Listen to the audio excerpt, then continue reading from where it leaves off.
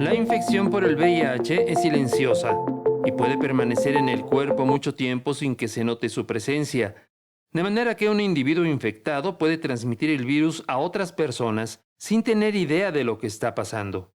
El VIH es el virus de la inmunodeficiencia humana, que básicamente se refiere al microorganismo que puede eventualmente provocar el SIDA, que hoy también hay una discusión sobre mejor llamarle VIH avanzado, que es una etapa, digamos que cuando el virus después de muchos años ya causó, digamos que estragos en las defensas del organismo y por lo tanto nuestro cuerpo queda pues más susceptible a adquirir otras enfermedades que normalmente no se desarrollarían y a tener consecuencias graves e incluso la muerte. Sin embargo, el VIH hoy sabemos que puede entrar al cuerpo y estar controlado a través de diversos medicamentos que ya se tienen hoy en día. Al corte del año pasado, estamos en espera del de este año, tuvimos poco más de 120,000 nuevos casos en todo el mundo. Y en México tuvimos alrededor de 4,500 nuevos casos al corte del año pasado. En México en particular estamos apenas regresando al ritmo de nuevos casos que teníamos previos a los de COVID. En COVID tuvimos un incremento impresionante de casos y apenas estamos regresando a los números anteriores. Lo que sí es, la tenemos también controlada, pero eso tampoco es un síntoma bueno, porque en realidad ya no tendría que haber muertes por complicaciones de VIH o SIDA, porque tenemos todos los recursos para evitar que eso suceda, por un lado. Y por el otro, lo que estamos teniendo son detecciones tardías. Es decir, las personas están llegando a saber su estatus de VIH cuando sus células de CD4, cuando sus defensas ya están muy bajas. Lo que tenemos que hacer también es acelerar que las detecciones sean tempranas. Incluso antes que eso, aumentar campañas de prevención para evitar que las personas lo adquieran.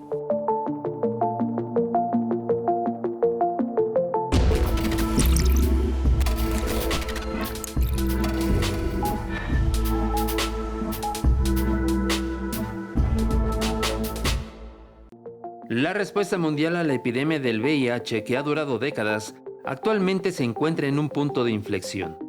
El 77% de estas personas están con tratamiento antirretroviral y esto implica dos cosas. Por un lado, que nos falta llegar a ese 23% de personas que aún no conocen su diagnóstico. Es decir, aproximadamente 8 de cada 10 personas que viven con el virus ya conoce su diagnóstico.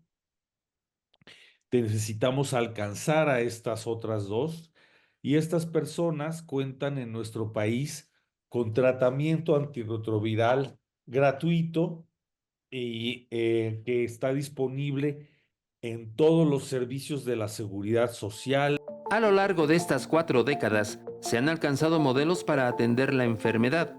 Hoy, la respuesta al VIH se vive en 2 escenarios principales. La epidemia del VIH en nuestro país, en Latinoamérica y en el mundo está, pues, de alguna manera vista desde dos miras. Desde la primera sería la mira científica, donde sabemos que tenemos mucha certeza, ya que la innovación farmacéutica ha logrado que los tratamientos antirretrovirales hoy día sean de alta eficacia, es decir, que pues una persona que sabe que tiene VIH y está en tratamiento pueda tener una calidad de vida y expectativa de vida similar a lo que otras personas sin VIH tienen. Además de que pues las pruebas rápidas detectan el virus hasta 15 días después de la práctica de riesgo. Hoy en día los medicamentos antirretrovirales para controlar el VIH han mejorado mucho y se han simplificado. Esto significa, por ejemplo, que en lugar de tomar 20 pastillas que quizás sucedía antes hace 15, 20 años, hoy en día la mayoría de personas con VIH únicamente toman 1 o 2 pastillas al día y estas tienen una efectividad mayor pues debido a que la tecnología digamos que ha avanzado y se han encontrado también mejores formas de mantener el virus controlado sin que llegue a desarrollarse o sin que llegue a provocar algunos efectos secundarios. Además, existen alternativas para que en caso de que un medicamento, por ejemplo, no me funcione bien, puedo acceder a otra familia de medicamentos, con excepción de, por ejemplo, las personas que ya tienen una enfermedad avanzada, debido a otros procesos, por ejemplo, como haber iniciado el tratamiento ya muy tarde o a tener, por ejemplo, alguna comorbilidad como podría ser algún cáncer o alguna otra enfermedad. No obstante, la respuesta al VIH está íntimamente vinculada a los avances en la protección de los derechos humanos. La otra arista es la parte social que sigue permeada por el estigma, por el miedo, por la criminalización, ¿no? De repente de la exclusión de las poblaciones clave de los servicios de atención. Es trabajar para combatir el estigma, la discriminación, esas ideas preconcebidas que se tiene de las personas que viven con VIH, ¿no? Ya que históricamente se han pintado a las personas con VIH como criminales, ¿no? Como personas que tienen resentimiento social, como personas que se merecen lo que les pasa gracias a sus prácticas y demás. Y esas ideas preconcebidas son la verdadera epidemia actual del VIH. Por ello, el lema de la campaña de este año del Día Mundial del SIDA es poner en el centro los derechos. ¿Cuáles son los derechos de una persona viviendo con VIH?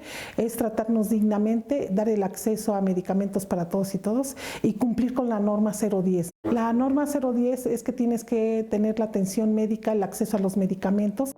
Bajo el lema Emprendamos la senda de los derechos, mi salud, mi derecho, la Organización Mundial de la Salud apela a mandatarios, tomadores de decisiones y ciudadanía en general a defender el derecho a la salud, subsanando las desigualdades que entorpecen los progresos hacia el fin del SIDA.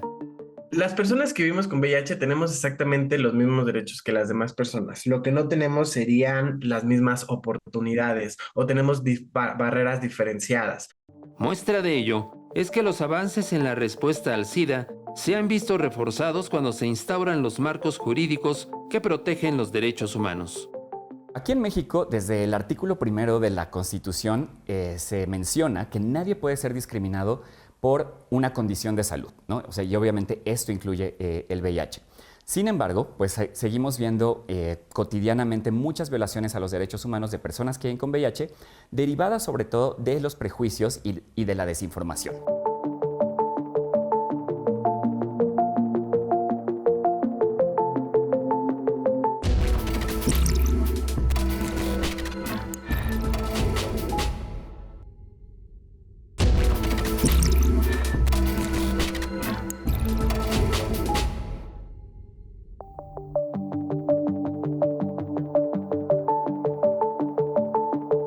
El Informe Mundial 2024 del Programa Conjunto de las Naciones Unidas sobre el VIH-Sida ONU-SIDA, titulado La urgencia del presente, el SIDA en la encrucijada, señala que las deficiencias en la realización de los derechos humanos para todos impiden que el mundo avance hacia la erradicación del SIDA y perjudican la salud pública.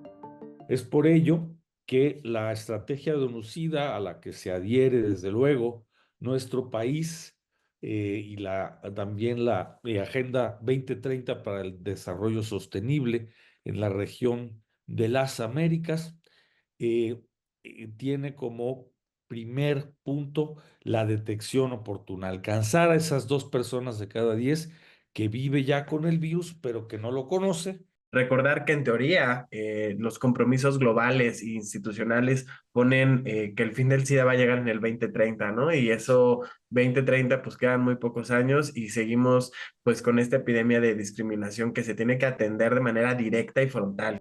Las leyes, políticas y prácticas que castigan, discriminan o estigmatizan a las personas impiden el acceso a la prevención, las pruebas, el tratamiento y la atención relacionados con el VIH.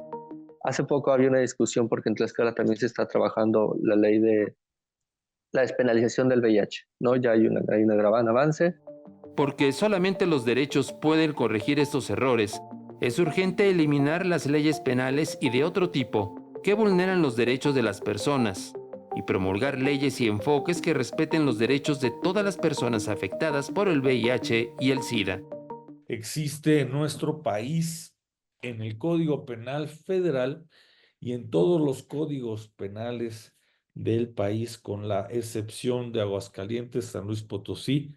Este año Nayarit lo derogó y después lo hizo la Ciudad de México, y Veracruz quitó por sentencia de la Corte la idea que nadie ha aprobado, que es que metiendo a la cárcel a las personas con VIH se previenen casos de transmisión. No existe ninguna evidencia de que las políticas punitivas tengan algún efecto positivo en la respuesta a la pandemia. También lo hacen las prácticas que obstaculizan el trabajo de las personas que prestan servicios vitales relacionados con el VIH a las comunidades afectadas o que abogan por reformas. La prohibición de que se utilicen los condones como elemento de prueba del delito de trata. Aunque usted no lo crea, nosotros estamos difundiendo condones a las poblaciones más afectadas y por el otro lado llega la policía y somete a las personas por traer condones, ¿no? Eso nos parece completamente absurdo. La experiencia de la respuesta mundial al VIH ha demostrado que los enfoques centrados en las personas y basados en los derechos humanos son eficaces y sostenibles para alcanzar los objetivos de salud pública. Justamente de eso se trata el lema, más que de nombrar nuevos derechos, ¿no? Como si tuviéramos derechos especiales, ¿no? Más bien necesitamos nuevas garantías para que nosotras también podamos ejercer plenamente todos nuestros derechos sin que el VIH sea un impedimento para esto. Pero la estrategia global para erradicar el VIH hoy en día registra un cambio de visión generacional. Los datos sugieren que el uso del preservativo ha disminuido en los últimos años. A los jóvenes ahora se les hace fácil tener relaciones sin condón. El uso del condón es muy importante porque eso previene mucho lo del VIH y otras ITS.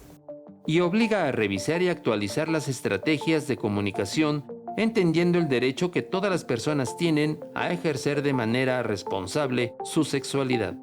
Yo creo que tenemos que hacer más empuje en la información, como vías de televisión, vías de internet, Facebook y redes sociales. ¿Por qué? Porque realmente todavía sigue la ignorancia. Como si algunas partes de nuestro cuerpo fueran más vergonzosas que otras, como si cuando algunas se enferman tuvieran que tener más culpa que otras, y creo que más bien tendríamos que diluir ese discurso. Escuchar a las juventudes, ¿por qué pensar que las juventudes de alguna manera son el reto a seguir, ¿no? Porque pues van cambiando y nos vamos adaptando y creo que ese reto se tiene que saltar con la escucha activa. ¿Qué desean? ¿Cómo viven? ¿Cómo conviven? ¿Cómo son sus prácticas? ¿Cómo son sus amores, sus afectos, sus erotismos? Y a partir de eso, pues ir incluyendo más medidas estratégicas en las comunicaciones que les permitan que estén más dentro y no más fuera.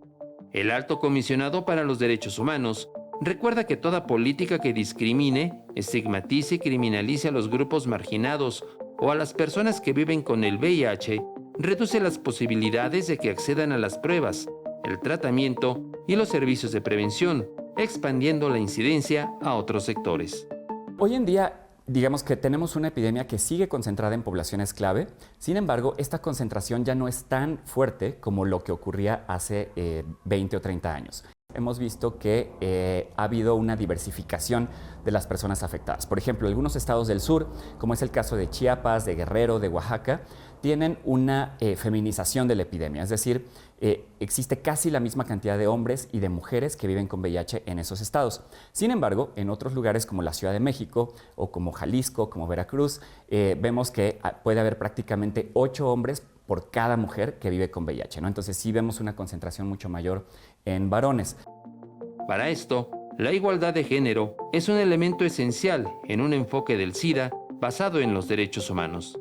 Cuando hablamos de mujeres, básicamente estamos hablando de una epidemia que yo diría es distinta incluso, porque la mayoría de ellas adquieren el VIH por una pareja única y exclusiva, que normalmente pues, es su pareja habitual, su esposo, mientras que en los otros casos pues, tiene que ver con otro tipo de prácticas de riesgo o el uso de sustancias. Lo que llamamos o conocemos como la feminización de esta pandemia, sobre todo en el sur-sureste de nuestro país, es donde cada vez más mujeres cis, hetero, están adquiriendo el virus. En el país, por lo regular, la proporción es 8-2, 8 hombres por 2 mujeres en general, pero en el sur-sureste estamos viendo unas proporciones que van incrementándose de 7-3 o hasta de 6-4, 6 hombres por cada 4 mujeres. Somos mujeres invisibilizadas, por lo mismo que no salimos pues, a tener el empoderamiento y el valor de decir, pues tengo, no es que lo digan en televisión o en radio, simplemente empoderarse y decir, voy a enfrentar esto con una realidad y no decirle a nuestros hijos, me estoy tomando vitaminas o a los niños que tienen VIH, te doy tu vitamina, porque seguimos en el mismo rol de ocultar. Pero también qué pasa con las mujeres lesbianas, con las mujeres trans, las mujeres usuarias de drogas. O sea, tenemos que saber eso ya, tenemos que saber eso para poder en realidad confrontar la pandemia de una manera más puntual, más acertada.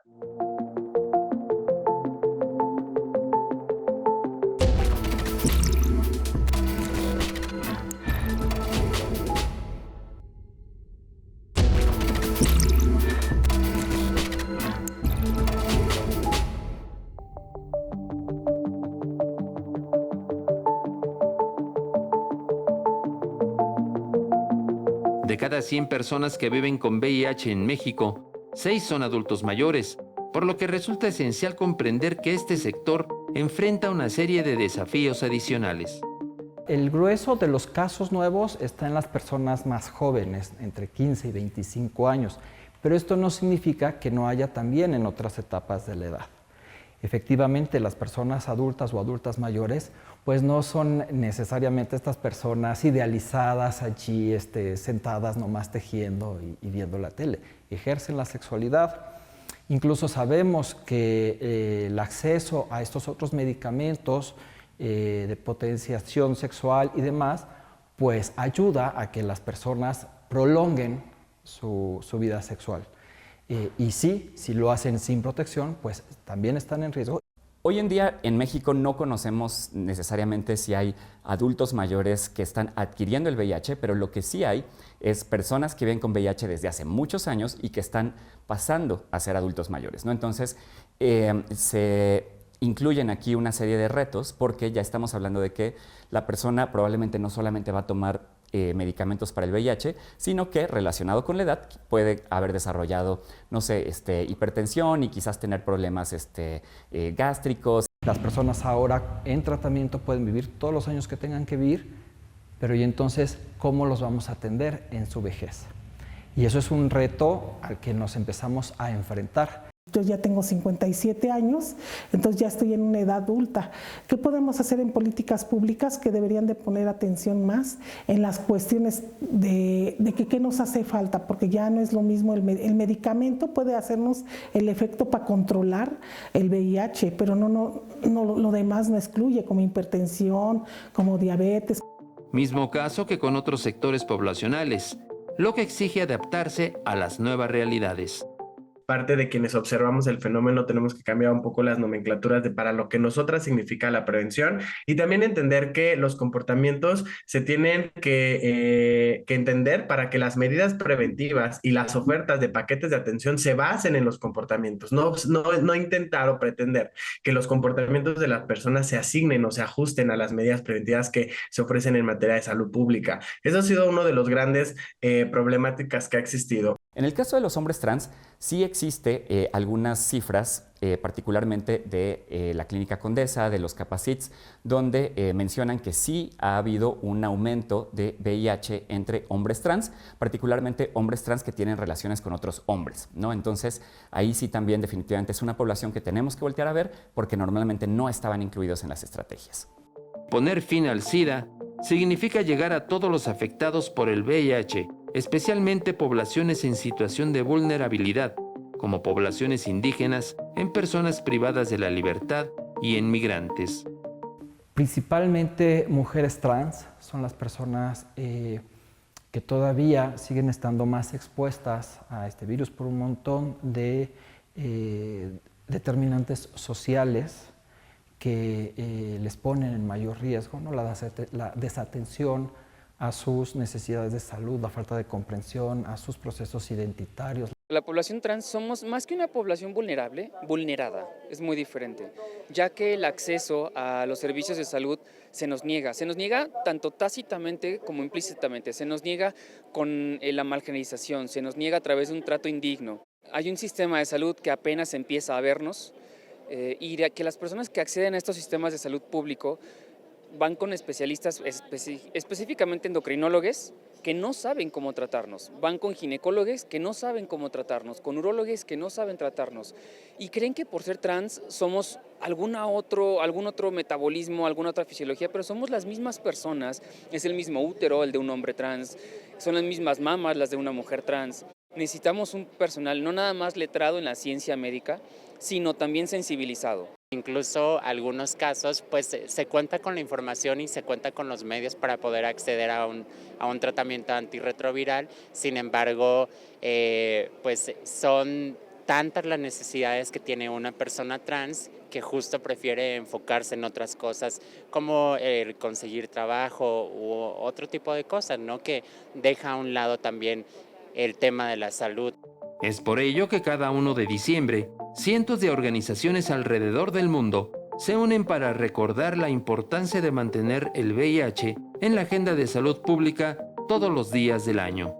Sí es un tema de salud, pero también es un tema de derechos porque mientras siga habiendo tanta discriminación y prejuicios hacia las personas que viven con VIH, pues va a haber esta desconexión entre saber que es un tema de salud y realmente admitirlo, ¿no? Para buscar tratamiento o para hablarlo, por ejemplo, con mis parejas, con mi familia, con la gente de mi trabajo. Entre los pendientes están las infancias de 0 a 14 años, quienes siguen teniendo muchas menos probabilidades que las personas adultas de ser diagnosticadas y recibir terapia antirretroviral. En 2023, la infancia representó 12% de todas las muertes relacionadas con el SIDA, a pesar de que solo constituya 3% de las personas que viven con el VIH. Es importante pasar la información y acercarse a los centros donde verdaderamente hay gente que esté informada y cómo decirle a los niños. Ha llegado el momento de plantearnos cuánto queda por hacer en el mundo para hacer realidad la posibilidad de una generación libre de SIDA y para garantizar que las personas que viven con el VIH puedan vivir sus vidas libres de estigmas, miedo y discriminación. Tenemos que terminar de creer que eso solo afecta a unas personas. El que haya poblaciones clave no significa que solamente a esas poblaciones les afecta. Todos estamos expuestos. Por eso es de salud pública, porque todo el público, sobre todo si tenemos una vida sexual activa, con muchas o pocas parejas, no importa. Si hay vida sexual, todos estamos en riesgo. También debemos crear la conciencia de sociedades más inclusivas y justas. Cumplir el compromiso de acabar con el SIDA como amenaza para la salud pública es una elección política y financiera, y ya es hora que elijamos el camino correcto. Hacer más que nada un llamado a la acción. No necesitas ser la causa para defenderla. No necesitas esperar que te dé VIH o que alguien cercano le dé. Ahora mismo súmate, ¿no? Al tema de romper los estigmas.